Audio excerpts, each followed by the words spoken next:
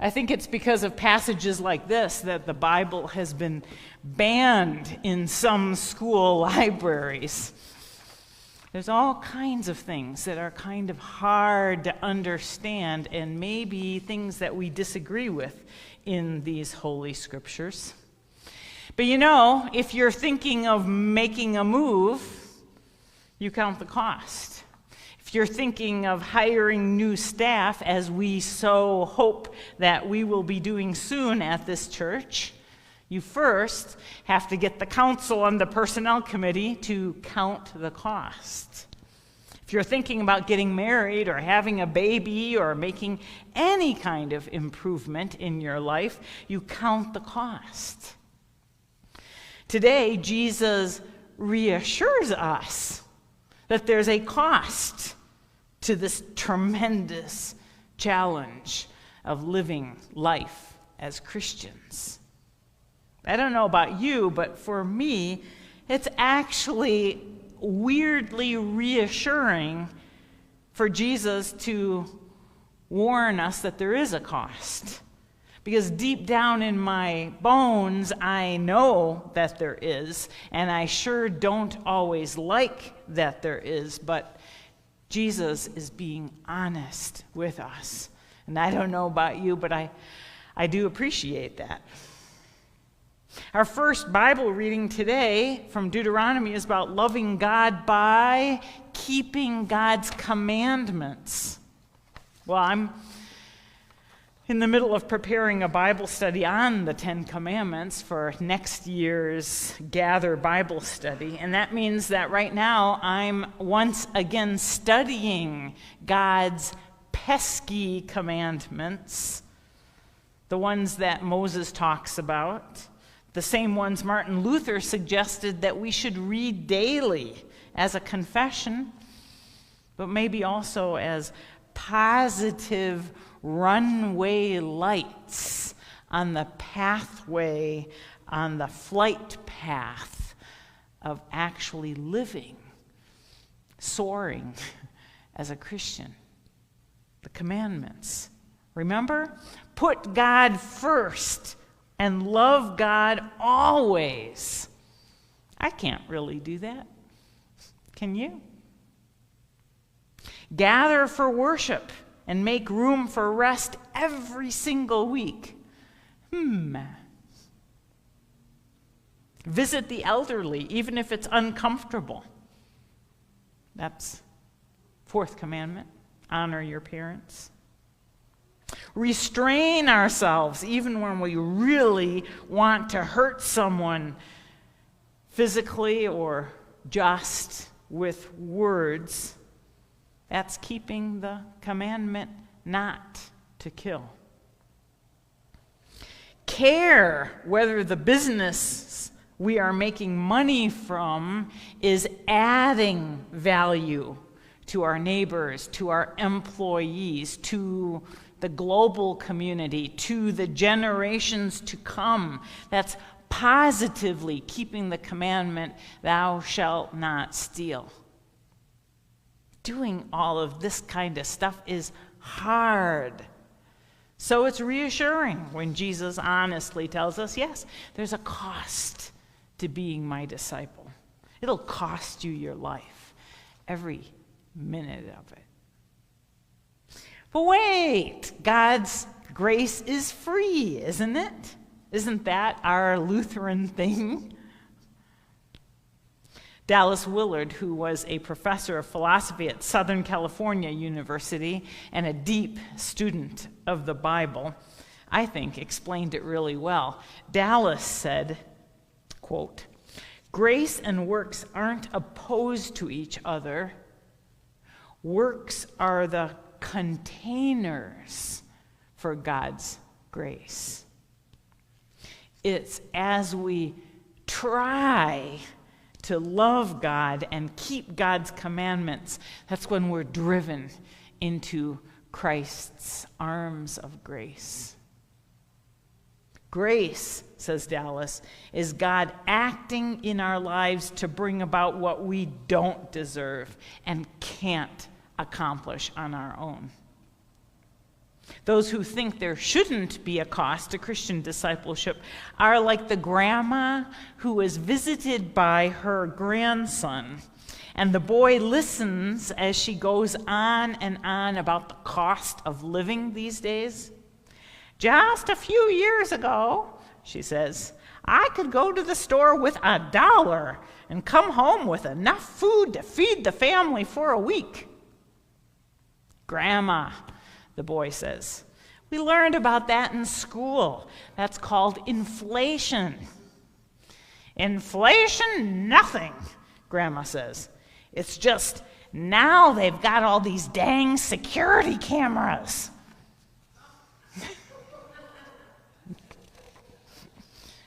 Maybe a lot of us liberal Lutherans or progressive Protestants have slipped into a grandma kind of faith, or at least that grandma's kind of faith. Should be no cost to groceries, or no cost to being a Christian. And maybe in the olden days, when people went to church as a social habit, a lot of us got by with that kind of faith. I know we pastors did, or could. Grab a little grace, grab a little coffee fellowship, maybe attend a Bible study or a service day if it's conveniently scheduled. Sure, I'm a Christian, baptized. I believe in Jesus in my own fashion. But don't ask me to do something with that faith. Don't ask me to give up anything for my faith. Dallas Willard says, "Churches today are full of people who have never been invited to become disciples." Do you think that's true? The church's job used to be hatch 'em, match 'em, and dispatch 'em. Have you heard that saying? You know, baptisms, weddings, and funerals. Well, you know what? Over the past 10, maybe 15 years, people aren't bringing their kids or themselves for baptism or confirmation anymore. They're not inviting God to have any part of their weddings anymore. And more folks are saying, we don't need a Christian funeral. We'll just do a toast in memory of Grandpa. And part of the reason for that, I think, is that regular people are being honest. If Christianity is a kind of social club for baptisms, weddings, and funerals, well, that's really kind of empty, isn't it? Dallas Willard calls it being a vampire Christian. We say to Jesus, "I'd like a little bit of your blood, please, but I don't care to adjust my life. In fact, you'll just have to excuse me while I get on with my life, and I'll see you, Jesus, in heaven someday." Today, Jesus shocks us. At least I hope you were at least a little bit shocked by the gospel reading today. He shocks us by saying Christian discipleship means a costly apprenticeship. What's an apprentice? It's someone who spends time with an expert in order to become capable of doing what that person is able to do. Plumber apprentice, electrician apprentice, medical apprentice, and today, Jesus apprentice. Same principle. And what does Jesus do? What do we see that Jesus does? He shows us how to live for the love of God and for the love of God's people, even the unlovely ones.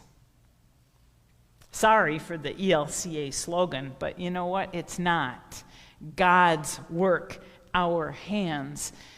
It's God's love, our hands. God's love our speech. God's love our business dealings. God's love our children's playground. God's love our visits to the nursing home. God's love our paperwork. God's love our clean floors. God's love our music. God's love our difficult decision. God's love our possessions given up.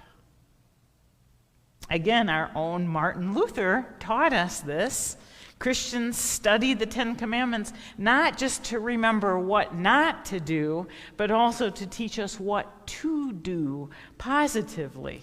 So not just not kill, but as Luther says, and take out your hymnal right now, and you can follow me on this, and turn to page 1160 in the very back part of your hymnal. 1160, it's got very small print. Page 1160, and lo and behold, did you all know this was in here? What do you find? The small catechism, and the small catechism begins with the 10 Commandments, exactly. And so if we just skip down to that 5th commandment, you shall not murder. Martin Luther says, well, what is this, or what does this mean? And the answer is, and if you can see that small print, go ahead and let's read it together on page 1160, the bottom part. What is this? What does this mean, the 5th commandment? We are to fear and love God so that we neither endanger nor harm the lives of our neighbors, but instead help and support them in all of life's needs. Isn't that beautiful? How do we love God? By helping our neighbor in very specific ways, supporting them in all of life's needs. Dallas Willard, teaching, I think, very much like Martin Luther, says the cost of discipleship is like this. And I'm going to read you a paragraph here. Let's say I'm a plumber and I'm going to clean out someone's sewer. How will I do this as a disciple of Jesus? Well, if you encounter difficulties with the people you're serving, or with the pipe, or the machinery, you never fight that battle alone. You invoke the presence of God. You expect to see something happen that is not the result of you. If you train yourself to thank God when those coincidences happen, you'll see them as patterns in your life. The crucial thing is to be attentive to God's hand, not to get locked into one-on-one thinking, it's just me and this pipe. Easier said than done, right? I was struggling this week with some bureaucratic stuff. I won't get into specifics. And I got into that very frame of mind. It's me and this bureaucratic thing I have to get through. And my good friend Kim said to me, to whom I complain a lot, she said to me, don't trust the process, but trust God. I needed to hear those words. It's true. It's so true. You can't trust the process, whether with pipes or with bureaucratic paperwork or with bureaucratic people, but trust God, as Jesus did, to be with you in the process. These shocking words that Jesus says about the cost of discipleship here in Luke 14, maybe they can actually be reassuring for us. Honestly, sometimes you can't trust mother or father or spouse or children or brothers or sisters or the medical system or the social security system or the political system, the student loan system, the border patrol system, the church committee system. But you can trust God, who pours out grace through his beloved child, who through the cost of his own body and blood brings about what we don't deserve and can't accomplish on our own. It is costly to follow Jesus, but it's so honestly worth it. Amen.